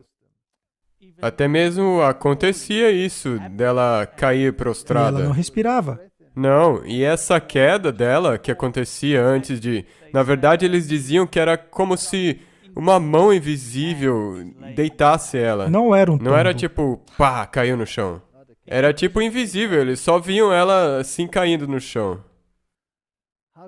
Quão formosas são as tuas tendas, ó Jacó, as tuas moradas, ó Israel. Como ribeiros se estendem, como jardim à beira dos rios, como árvores de sândalos o Senhor os plantou, como cedro junto às águas. De seus baldes manarão águas, e as suas sementes estarão em muitas águas. E o seu rei se erguerá mais do que Agag, e o seu reino será exaltado. Ou seja, o rei de Israel é maior que o rei deles. Maior do que qualquer rei dos Moabitas. Exato. Então, isso é muito interessante. E precisamos reconhecer esses detalhes. Cada palavra ali é mesmo. cheia de significado. Obviamente, aqui de novo está falando sobre Jesus, é o rei. Exato. E ele é maior do que qualquer rei terreno. E o reino dele maior do que todos os outros reinos. Exato. Balaão profetizou que o rei de Israel seria maior e mais poderoso que Agag. Esse era o nome dado aos reis dos Amalequitas, que neste período era uma nação muito poderosa. Mas Israel, se fosse fiel a Deus, subjugaria todos os seus inimigos. O rei de Israel era o filho de Deus. O seu trono seria um dia estabelecido na terra e o seu poder seria exaltado sobre todos os reinos terrestres. Então, no fim das contas, esse reino seria o único reino. Ou você faz parte dele ou não. Você decide. Números 24:8. Deus o tirou do Egito. A sua força é como a força do unicórnio. Ele devorará as nações, os seus inimigos, quebrará os seus ossos e os perfurará com as suas flechas. Este é o poderoso conquistador Jesus Cristo. Jesus Cristo. Agora as pessoas estão totalmente confusas, pensando, o que esse unicórnio está fazendo aqui? Exatamente. Temos aqui um artigo no site creationtoday.org. E o artigo diz assim: a primeira edição do dicionário Webster, em 1828, lista a palavra unicórnio com a seguinte definição: um animal com um chifre, ou monóceros. Esse nome é frequentemente aplicado ao rinoceronte. Veja que essa definição não tem nada a ver com cavalo, ou animal parecido com cavalo, ou mitologia grega, ou alguma criatura mítica e fictícia. Essa definição simplesmente declara que este nome é frequentemente aplicado ao rinoceronte. Ainda assim, conforme o entendimento moderno, o rinoceronte tem 2 chifres. Ao olharmos a palavra rinoceronte no mesmo dicionário de 1828, ele define o rinoceronte como gênero de quadrúpede de 2 espécies, uma das quais, o unicórnio, tem um chifre crescendo quase que reto de seu nariz. É dito que esse animal adulto pode chegar até 3,5 metros de comprimento. Existe uma outra espécie de 2 chifres, que são os bicórnios. Esses são nativos da Ásia e da África. Portanto, quando lemos sobre o unicórnio na Bíblia, não pense que ela está falando sobre a criatura mitológica. Veja só que interessante, Martin. Temos aqui o Rhinoceros unicornis. Esse é o nome científico do rinoceronte indiano. Veja mais uma vez que o nome dele é Rhinoceros unicornis. Isso está mesmo no nome científico dele. Será então que a King James está errada, Não. como todo mundo insiste em dizer? Ela está, na verdade, corretíssima.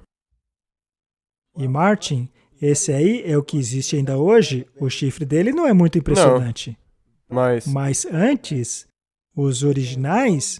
Porque veja, esse aí é o final de um longo processo de adaptação. com certeza não uma evolução, mas uma desevolução. Você consegue imaginar a aparência deles no tempo em que isso foi escrito? Provavelmente muito Nós diferente. já falamos sobre evolução aqui. Nós mostramos como os animais eram maiores naquela época, os seres humanos também, etc. Eles até mesmo pareciam com os anjos. Até o tempo de Abraão, eles eram muito maiores do que somos hoje. Como seria então a aparência desses unicórnios naquela época? Bem, temos aí unicórnios siberianos, que coexistiu com os seres humanos. Esse sim é um chifre impressionante. Com certeza. Então, meu amigo, eis o unicórnio. Um chifre apenas. Viu Em só profecia, como... o chifre representa um rei. E no reino de Deus há apenas um rei.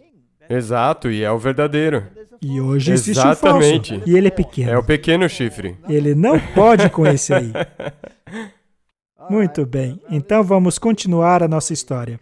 E encurvou-se, deitou-se como leão e como a leoa.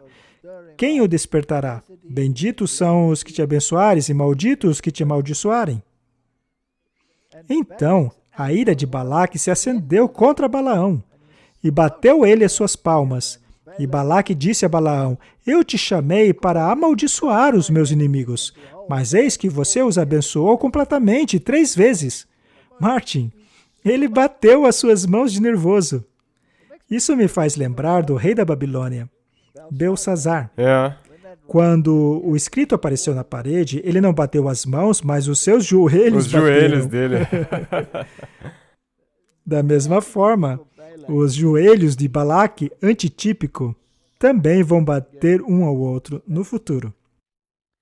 Portanto, não se pode amaldiçoar Não. aquele que faz o que é certo. Mas eu estava pensando naquele que a gente fez. Não tem como você fazer nada contra a verdade, mas só em favor da verdade. Mas ainda assim, nessa história, existem 3 ângulos de ataque. Sim, E o ângulo mais seguro é atacar os poucos. Infiltrar, grupo após grupo.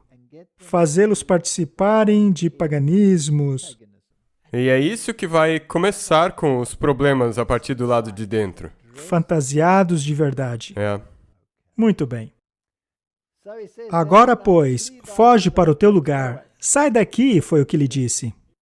Eu tinha dito que te honraria grandemente, mas eis que o Senhor te privou dessa honra.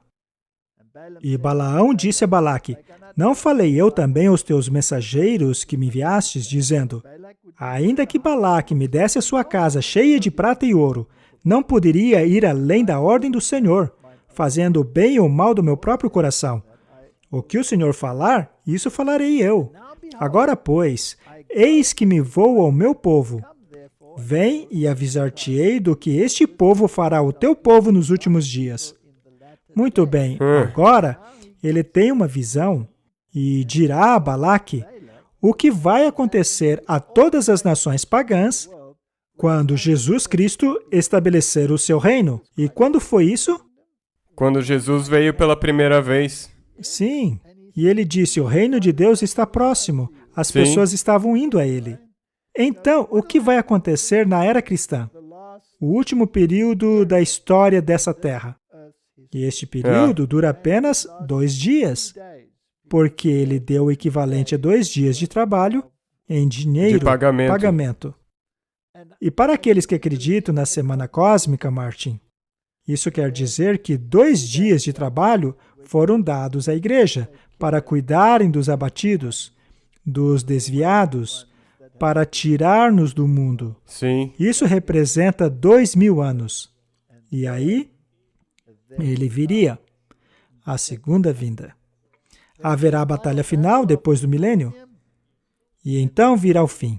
Mas o que acontece nesse último período de tempo, durante o reino do cristianismo? Vamos dar uma olhada. Vamos a este povo para que eu lhe mostre o que este povo fará a você nos últimos dias. Eu dei uma parafraseada. Antes de retornar ao seu povo, Balaão proferiu a mais linda e sublime profecia do Redentor do mundo e da destruição final dos inimigos de Deus. Eu o verei, mas não agora. Eu o contemplarei, mas não de perto. Então, no oráculo final de Balaão, os últimos dias equivalem à era cristã, que por sua vez é Israel espiritual. Vamos ver então essa profecia. Então proferiu a sua parábola e disse, fala Balaão, filho de Beor, e fala o homem de olhos abertos. Fala aquele que ouviu as palavras de Deus e que sabe a ciência do Altíssimo, o que viu a visão do Todo-Poderoso, que cai, e se lhe abrem os olhos. Eu o verei, mas não agora. O contemplarei, mas não de perto. Ou seja, ainda levaria um tempo. Uma estrela procederá de Jacó, e o cetro subirá de Israel. Isso aqui é uma profecia messiânica Jesus. que ferirá os termos dos moabitas e destruirá todos os filhos de Sete. Então, ele vai absorver muitas dessas nações. Aham. Edom será uma possessão, e Seir, seus inimigos, também será uma possessão, pois Israel fará proezas, e de Jacó virá aquele que terá domínio, e destruirá aquele que resta da cidade. É uma profecia fascinante. Temos aqui a profecia da era cristã, da grande batalha, Aham. da batalha com Babilônia, com esses 3 componentes. Como aconteceu no tipo, acontecerá no antitipo. Sim. Os comentaristas judeus sempre disseram que esta cidade é uma referência a Roma. Martin, você não acha isso interessante? Isso é muito interessante. Ele destruirá aquele que resta na cidade. Ou seja, os que restam. E Babilônia é chamada de cidade. Sim. A Babilônia tem um rei. Aham. Há o dragão, a besta e o falso profeta. É uma falsa trindade. Exato. Tem o pai, que é o dragão, a besta, que é o filho, e o falso profeta, que é o Espírito Santo. Portanto, essas manifestações do Espírito serão vistas em larga escala no falso profeta. É. Com certeza. Já o Filho quer todo o poder, que todos se prostrem a Ele. Não vemos reis fazendo isso hoje mesmo, líderes religiosos se ajoelhando diante dele. Todo mundo. Você quer se associar àqueles que fazem isso? Não. Ou ao falso profeta? Não. Ou ao dragão? Não. Claro que não. Mas precisamos tomar cuidado. Exato. E tenha cuidado, porque você pode também ser tragado se não tiver os olhos abertos. Sim. Amaleque era um descendente de Esaú. Esse é um detalhe interessante, porque ele seria o equivalente a Ismael.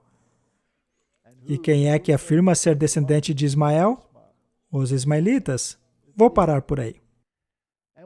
E quando olhou para Amaleque, ele proferiu a sua parábola e disse: Amaleque é a primeira das nações, porém o seu fim será a destruição eterna.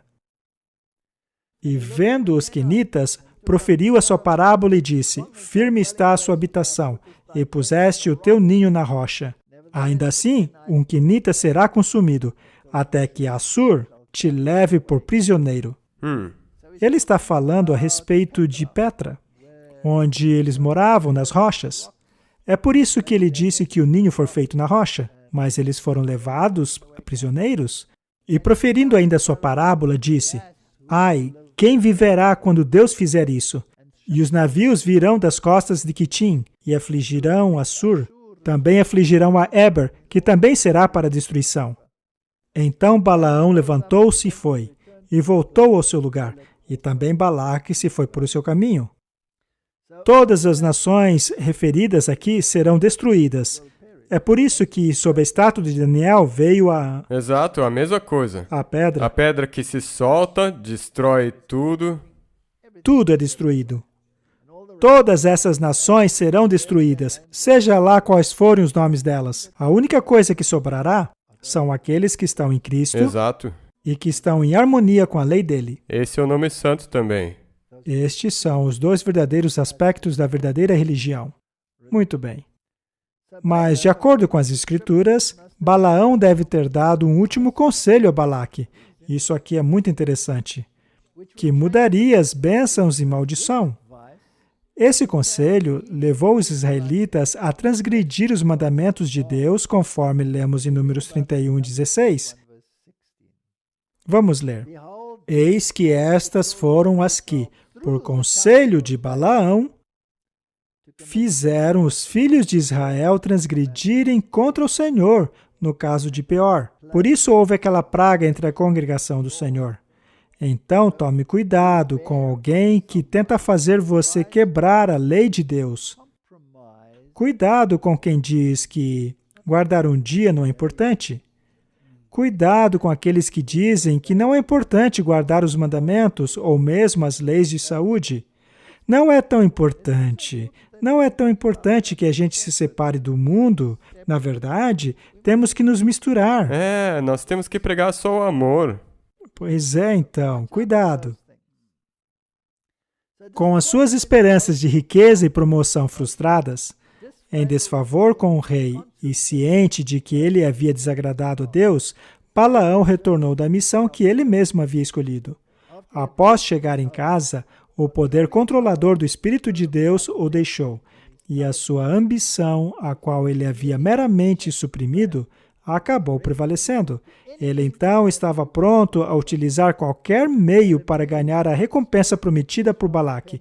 Balaão sabia que a prosperidade de Israel dependia de sua obediência a Deus e que não havia maneira de vencê-los, a não ser que fossem seduzidos pelo pecado. Agora ele estava decidido a ganhar o favor de Balaque, ao aconselhar os moabitas sobre o que deveriam fazer para trazer a maldição sobre Israel. Ele imediatamente voltou à terra de Moabe e apresentou seus planos ao rei. Ele voltou. A Bíblia diz que ele aconselhou o rei. Então ele deve ter voltado. Essa afirmação é bíblica. Os moabitas foram convencidos de que enquanto Israel permanecesse fiel a Deus, este os protegeria. O plano proposto por Balaão foi o de separá-los de Deus por meio da idolatria. Se pudessem ser levados a praticarem a adoração promíscua de Baal e Astarote, o onipotente protetor deles tornaria-se o seu inimigo, e rapidamente eles seriam presas fáceis às nações guerreiras que o circundavam. Esse plano foi rapidamente aceito pelo rei, e o próprio Balaão ajudou em sua execução. E Balaão testemunhou o sucesso de seu esquema diabólico. Ele viu a maldição de Deus visitar o seu povo e milhares caíram sob os seus juízos. Mas a justiça divina que pune o pecado em Israel não permite que os tentadores escapem. O destino de Balaão foi semelhante ao de Judas. Seus caráteres são semelhantes um ao outro. Esses dois homens tentaram unir o serviço de Deus a Mamon. Exatamente. Balaão não queria deixar de ganhar esse dinheiro. E Judas também não queria largar o dinheiro. E ambos falharam. Balaão reconheceu o verdadeiro Deus e professou servi-lo. Judas acreditou que Jesus era o Messias e uniu-se aos seus seguidores.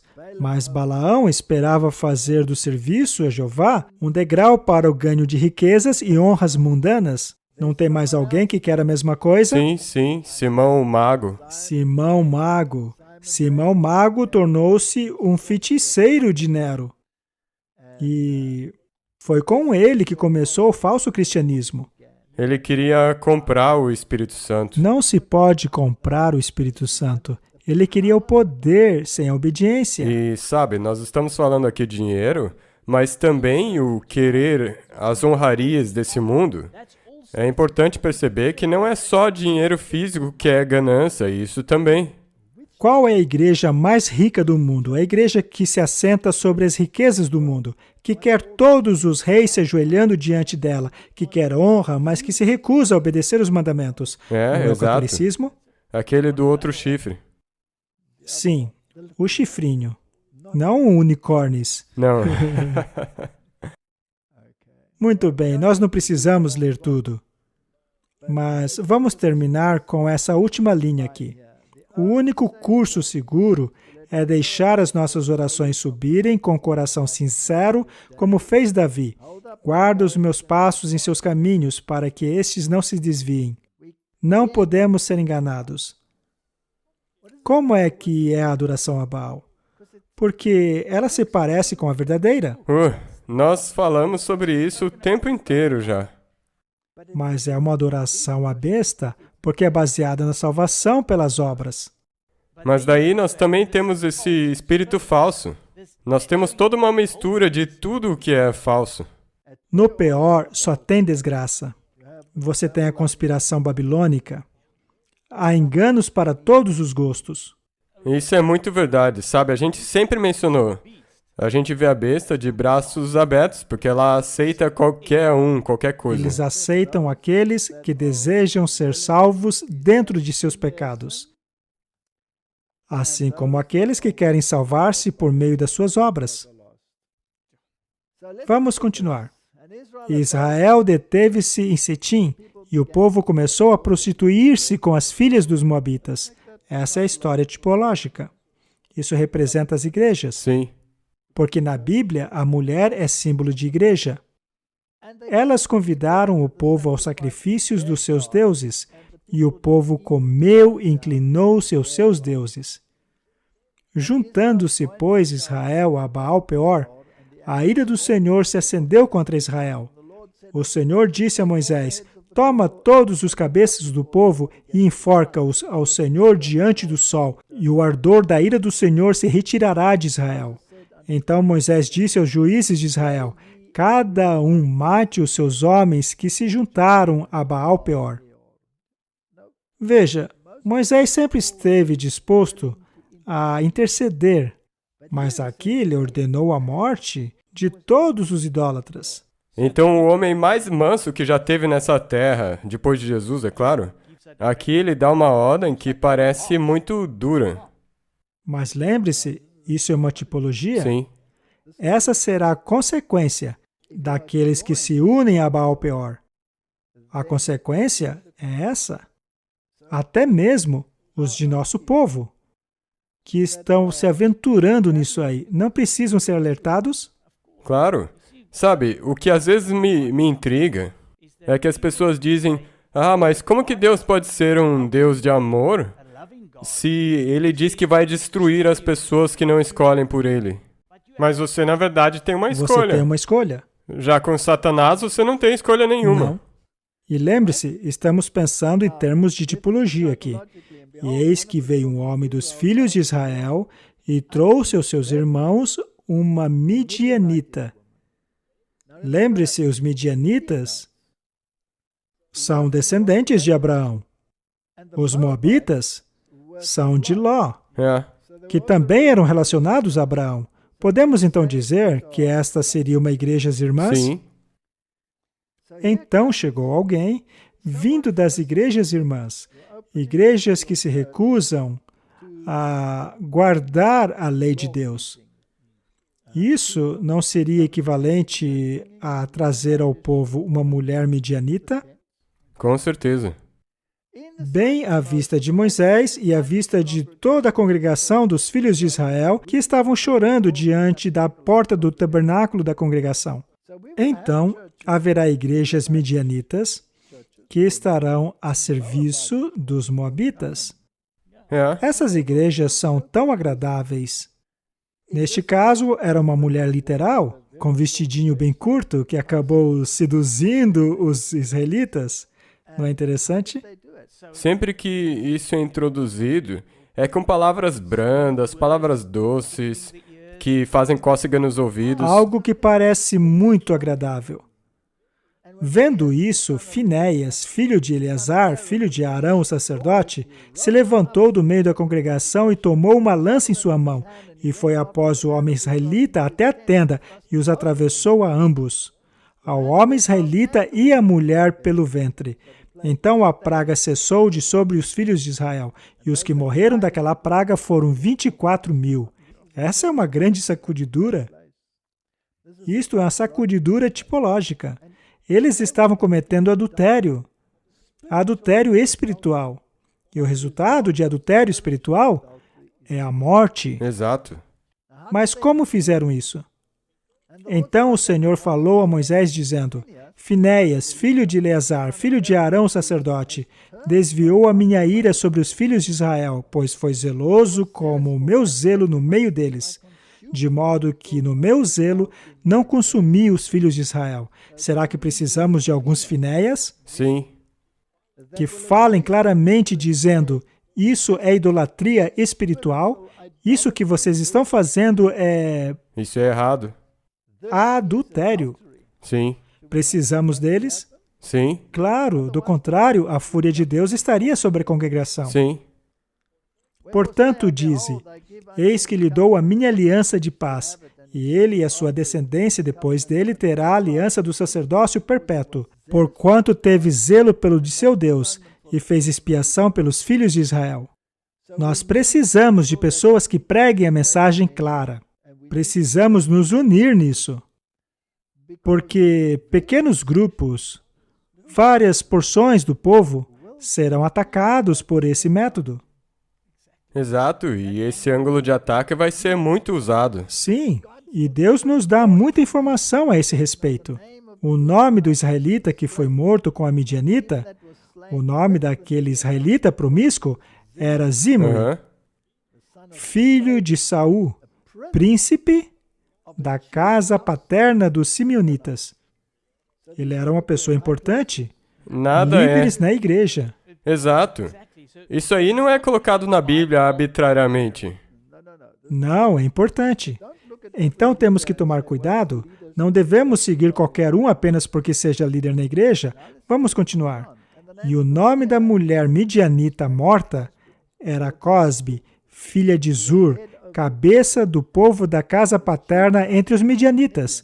Então, mais uma vez, veja só, temos pessoas importantes, líderes, participando disso aí. Zimri significa minha música, ou musical. E Cosby significa enganador, mentiroso, traiçoeiro. Será que a música terá um papel, Martin? Há muitos anos atrás, eu dei uma série de palestras chamadas Transformação Total. E eu lidei com esse ponto. Mas as pessoas precisam lembrar, a música pode ser uma armadilha. Exato. E será usada como tal. Nós não mostramos aqui recentemente Nós mostramos. uma música sendo usada como armadilha? E uma armadilha das grandes. Sabe de uma coisa? Qual era a mesma mensagem do cantor? Você pode escolher qualquer dia. Ele não era um enganador? Exato. Então, Será que Deus não se importa com o dia? exato. E de onde que isso te desvia? Dos mandamentos? Uma das pernas já era. E as pessoas que deveriam conhecer mais, elas ficam ali e ainda aplaudem. Sou igualzinho Israel lá em Baal Peor. E o Senhor falou a Moisés dizendo, aflijam os midianitas e os firam, porque eles vos afligiram a vós com os seus enganos, com que vos enganaram no caso de Peor e no caso de Cosbe, filha do príncipe dos midianitas, irmã deles, que foi morta no dia da praga no caso de Peor. Isso é muito sério. E está escrito para nossa demonstração, você não acha? Balaão também não profetizou que isso seria para os últimos dias? Exato. Balaão, o falso profeta, pagou preço por seu papel ao fazer os filhos de Israel tropeçarem quando os midianitas foram punidos por sua sedução. E falou o Senhor a Moisés dizendo, vinga os filhos de Israel dos midianitas, depois serás recolhido ao teu povo. Falou, pois, Moisés ao povo, dizendo, armem-se alguns de vós para a guerra, e saiam contra os medianitas para fazerem a vingança. Essas igrejas têm contas a acertar com o Senhor. Essas igrejas que se recusam a obedecer à lei. Eu sei que parece duro o que estamos lendo, mas temos que compreender o antitipo, para onde ele nos leva. É isso que quando Jesus voltar, é isso que vai acontecer. Exatamente. Então fizeram guerra contra os medianitas. E lembre-se, todas as guerras de Israel são guerras tipológicas. Conforme o Senhor ordenou a Moisés, e eles mataram muitos homens. Aqui já tem um problema, porque eles mataram somente homens. Mas quem foi que seduziu? As mulheres. As mulheres. E mataram também os reis de Midian. Aivi, Requém, Zur, Hur, Rebá, 5 reis dos midianitas, e também a Balaão, filho de Beor, mataram a espada. Balaão morreu. Ele não participou de sua própria profecia, a de estar entre os mortos em Cristo. Porque ele fez a escolha dele contra isso. Ele teve uma escolha. Depois que ele recebeu aquela profecia de que ele poderia fazer parte disso, ele escolheu não. Eu prefiro as riquezas. E os filhos de Israel levaram cativas as medianitas. Eles não entendem, Marte. Não entendem que há algo de errado com essas mulheres, há algo de errado com essas igrejas. Se elas não guardam a lei, não estão em harmonia com a Bíblia. Também trouxeram as crianças, os animais, o gado e todos os bens.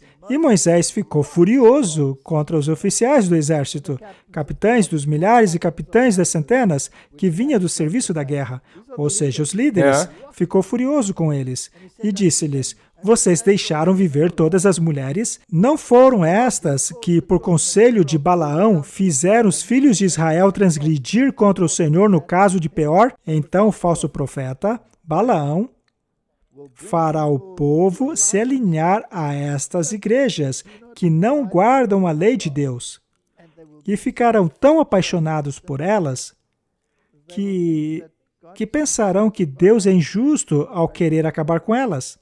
Mas a grande verdade é que não existe desobediência no céu. E pronto, não pode haver. Pela sugestão de Balaão, o grande festival em honra de seus deuses foi apontado pelo rei de Moabe. E foi arranjado secretamente que Balaão induziria os israelitas a comparecerem.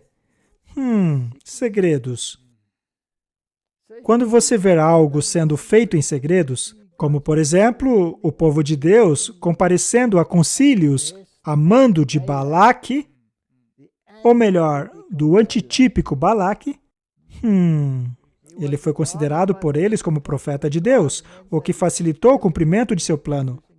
Um grande número de pessoas uniu-se a eles para observarem as festividades. Eles se aventuraram em terreno proibido e foram pegos pela armadilha de Satanás, seduzidos pela música. Exato. Martin, tem muita lição importante aí. Dança. Temos isso na igreja hoje? Sim, e onde nós vimos isso nos tempos de Jesus? Sim. Com como Salomé, não foi a mesma coisa? Nós temos o João Batista antitípico, ele foi decapitado. Aqui tem muitos paralelos. Exato. Foram vislumbrados pela beleza das roupas pagãs e assim abandonaram a sua lealdade a Jeová. Com relação às roupas pagãs, aquelas mulheres estavam associadas com a adoração ao templo. Cuidado com essas igrejas. Unindo-se a elas em alegria e festividade, a indulgência ao vinho emboltou seus sentidos e derrubou as barreiras do autocontrole. Por 40 anos, Deus conduziu aquele povo no deserto, sem vinho, sem bebida forte. Então, o povo de Deus não pode beber vinho ou bebida forte. E sem bebida forte. E isso tanto no sentido literal quanto no sentido espiritual. Sim.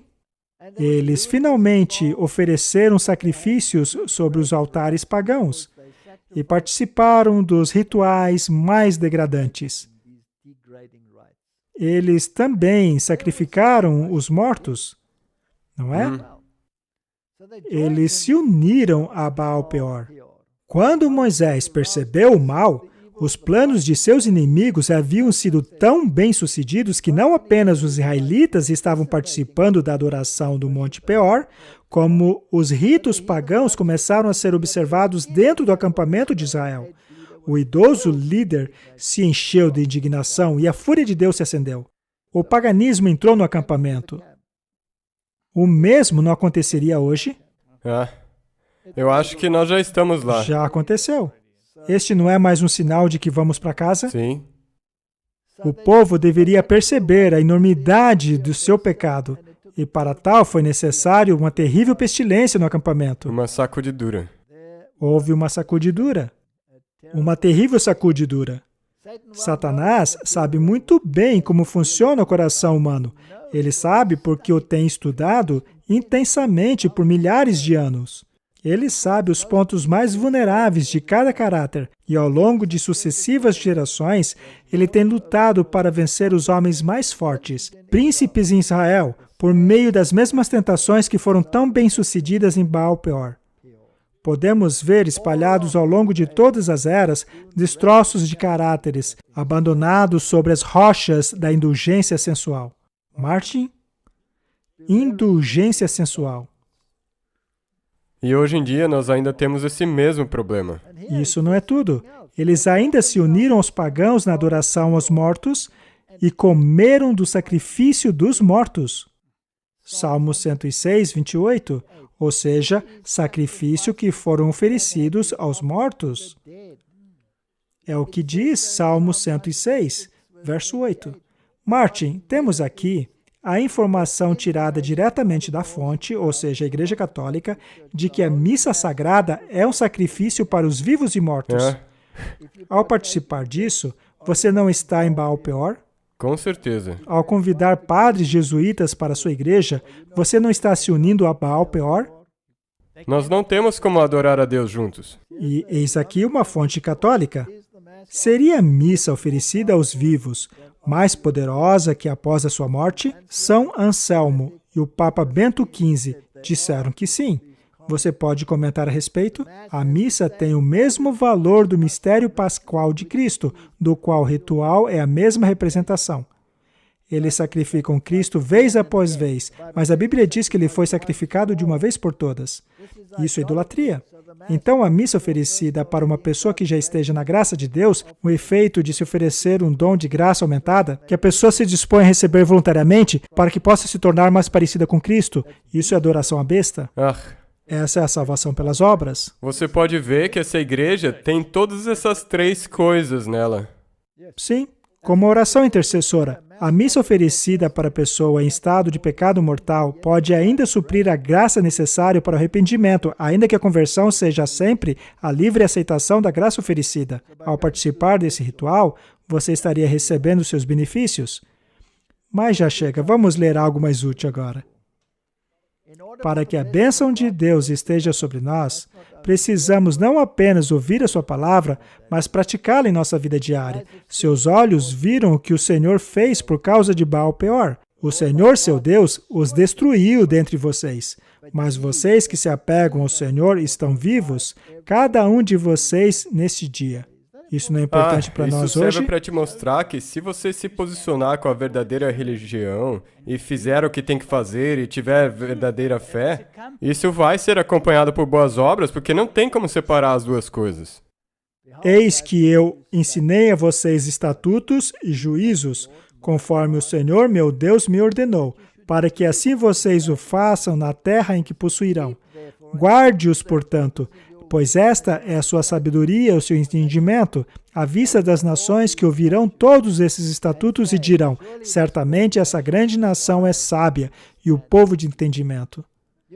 Você pode achar que é sinal de grande sabedoria associar-se intimamente aos mundanos, de forma que receba o favor deles, mas não se pode fazer isso. O mundo discernirá a sabedoria e entendimento possuído por aqueles que guardam todos os mandamentos de Deus e dirão, esse povo é certamente sábio e entendido. Daniel não diz, Martin, que nenhum dos perversos entenderão? Sim, ele diz. Mas os sábios entenderão. Os sábios vão entender. O que é a sabedoria? Guardar os mandamentos. Daniel se destacou? Sim. É esta a posição que Deus sempre quis que nós sempre ocupássemos. Eu, o Senhor seu Deus, sou um Deus ciumento. O íntimo relacionamento entre Deus e o seu povo é representado sobre a figura do casamento, sendo a idolatria um adultério espiritual. O desprazer de Deus contra ela é chamado apropriadamente de ciúmes. Toda falsa adoração é adultério espiritual. O segundo preceito que proíbe a falsa adoração é também um mandamento a adorar a Deus e a servir somente a Ele. Devemos servir apenas a Deus. Essa, portanto, é a palavra de Deus para o seu povo. As lições que deveríamos aprender dessas histórias tipológicas são tão importantes e estamos no meio de Baal-peor neste momento. Exato. Ou seja, vamos para casa logo. Esse é o ataque final. Exato. 1 Pedro 2,9. Mas vocês são uma geração escolhida, sacerdócio real, santa nação, o povo peculiar, para que anuncieis as virtudes daqueles que vos chamou das trevas para a sua maravilhosa luz.